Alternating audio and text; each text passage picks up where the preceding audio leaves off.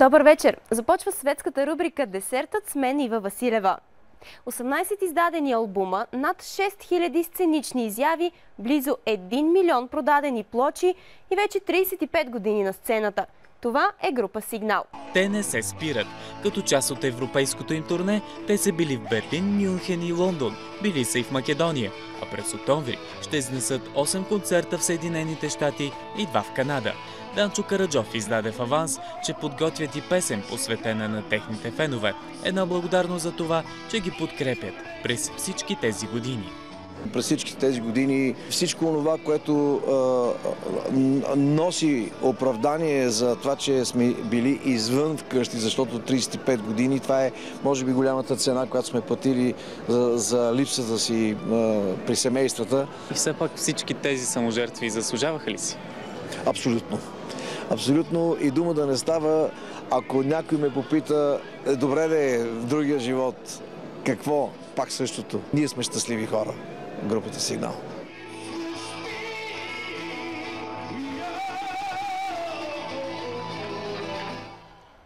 Утре в "Десертът" очаквайте продължение на разговора ни с Данчо Караджов. Той ще разкрие какви са подаръците, които са подготвили с група Сигнал за своите фенове, които ще дойдат на концерта им на 27 ноември в зала Арена Армеец, София.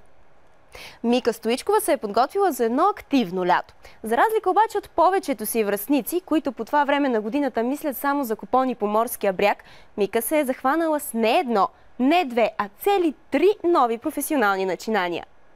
Предаване "Чак живот и здраве" септември месец.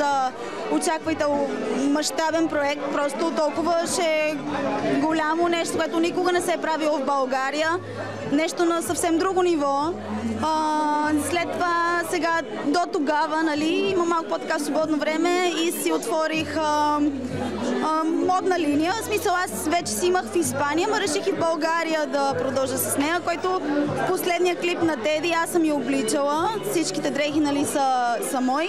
Много готини неща правиме. Обличаме Лора Караджова също, Кристо последния клип.